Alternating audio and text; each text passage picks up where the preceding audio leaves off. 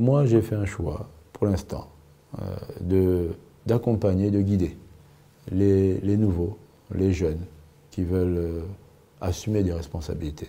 Je pense, vous savez, qu'il y a un temps pour chacun.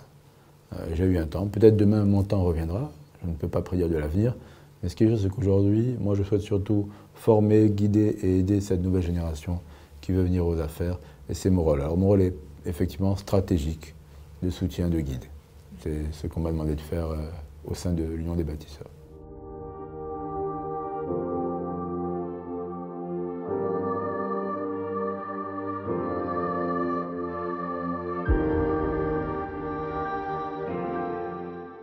En effet, avec la grâce de Dieu, je suis revenu de l'enfer. Je suis devant vous en tant qu'homme vivant, certes, mais pas indemne. Alors moi, j'ai été mis à l'isolement total, dans une pièce qui fait 6 mètres carrés. 6 mètres carrés, c'est même pas une chambre. Mes murs n'avaient pas de fenêtre. Je n'avais pas le droit à la promenade, même pas une seule minute, en 4 années. J'ai vu pour la première fois un avocat au bout de 2 ans. Je n'avais pas le droit à la lecture. Pour ne pas sombrer dans la folie, j'écrivais sur les murs. Je faisais mes besoins à l'endroit même où je dormais. En termes de soins, j'avais droit à une boîte d'aspirine par mois. Ma porte ne s'ouvrait que quelques secondes par jour pour me donner ce qu'on appelle la ration pénitentiaire, c'est-à-dire une baguette de pain, une boîte de sardines. J'ai vécu cela, mais pas seulement moi. Mon frère aussi a été incarcéré dans ces conditions, ma femme a été embastillée. Tous ceux qui étaient supposés proches de moi, et même d'autres, ont été incarcérés dans ce qu'on appelle l'annexe, quartier sensible de la prison centrale de Libreville. Et j'en suis sorti vivant, certes, mais j'en avais gagné un cancer du côlon en échange et j'avais perdu 40 kilos.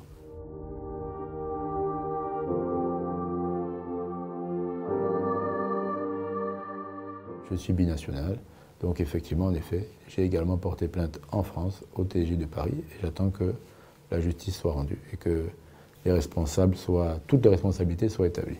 Et ce n'est pas une plainte qui date d'il y a une semaine, hein. C'est une plainte qui a été faite 1 mois après mon incarcération, qui ne suit aucun agenda médiatique, aucun agenda opportuniste, qui ne répond d'ailleurs à aucune plainte, mais qui se veut recherche de vérité. J'ai également sollicité Genève, où le groupe de travail de l'ONU sur la détention arbitraire, après une enquête rigoureuse, argumentée, contradictoire avec les autorités gabonaises, ont clairement rendu leurs conclusions. Et qu'est-ce qu'elles disaient? Que ma détention était illégale, arbitraire, qu'elle ne se fondait sur aucun fondement juridique, que les actes graves commis lors de ma procédure à mon endroit empêchaient la tenue de tout procès équitable et commandaient ma libération.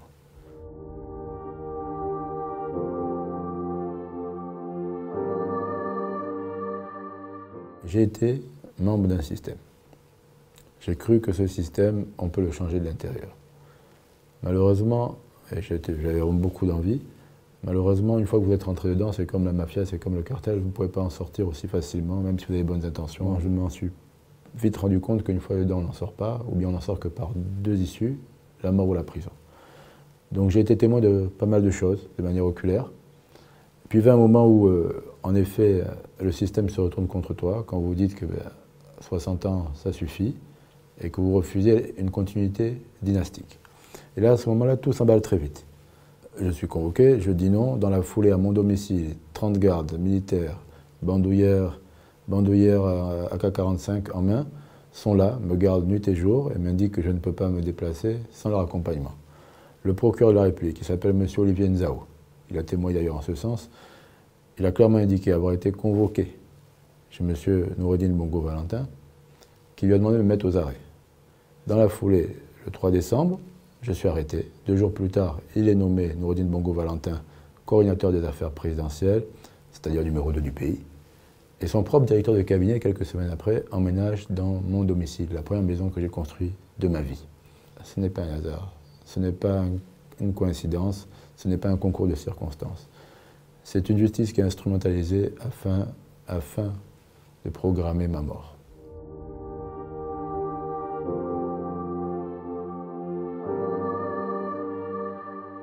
J'assume pleinement mon rôle passé. Ce rôle passé où moi j'étais qu'est-ce que j'étais en fait? J'étais directeur de cabinet civil.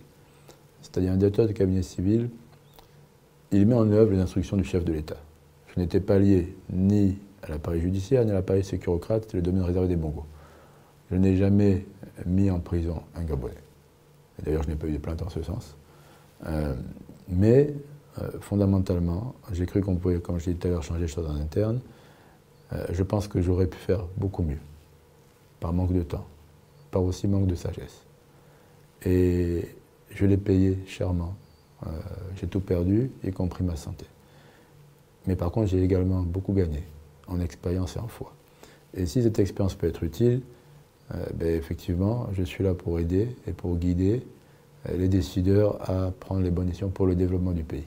Et c'est cet acte de foi, cette profession de foi que j'ai choisi de faire.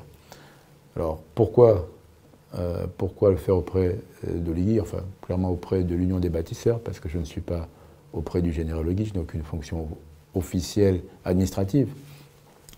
C'est parce que vous voyez, le président Oligui met fin à 60 ans du PDG, de l'ancien parti, mais on remarque, et moi je remarquais comme tout observateur, la résurgence des anciens apparatiques du PDG.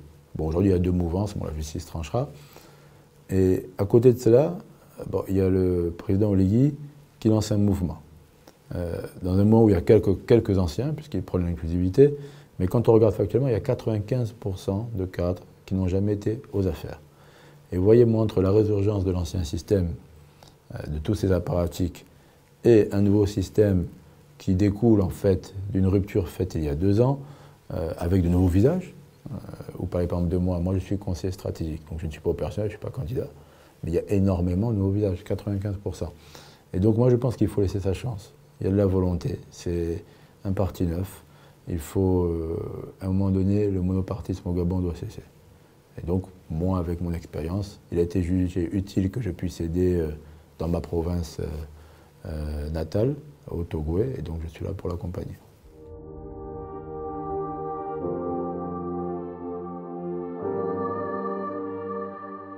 Moi, j'ai fait un choix, pour l'instant, d'accompagner, de guider les nouveaux, les jeunes, qui veulent assumer des responsabilités. Je pense, vous savez, qu'il y a un temps pour chacun.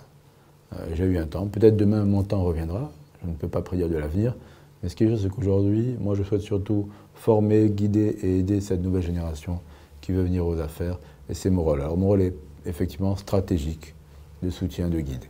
C'est ce qu'on m'a demandé de faire au sein de l'Union des bâtisseurs.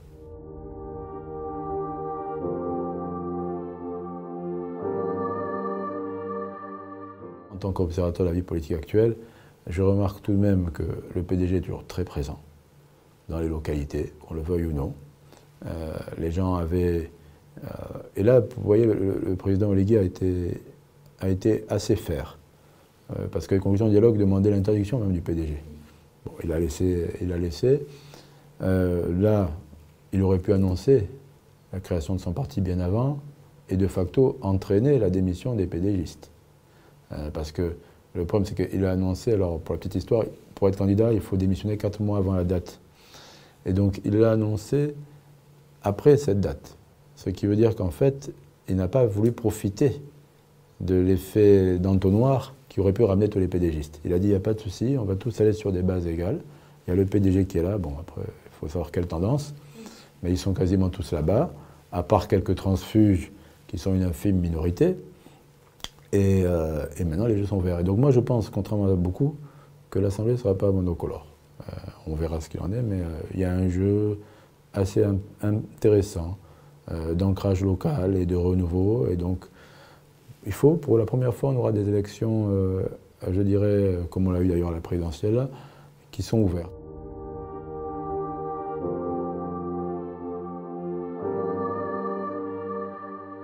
En toute sincérité, je n'ai aucune relation avec eux. Vous savez, ce sont des personnes, lorsque j'étais dans des conditions extrêmement difficiles, à qui j'ai demandé une aide même pour me faire soigner. J'ai fait 17 demandes de liberté provisoire. Aucune n'a été acceptée. Et c'est des personnes, je pense que je peux démontrer que j'ai été loyal à ces personnes pendant toute la durée de mes fonctions. Jusqu'au jour où on m'a demandé de choisir entre ma loyauté envers eux Et au jour où il fallait trahir aussi l'engagement républicain, bon, ça devenait un peu compliqué. Et ça entraînait ma chute. Et je pense qu'en tout état de cause devant Dieu, que moi j'ai toujours été loyal à Ali Bongo Sougou.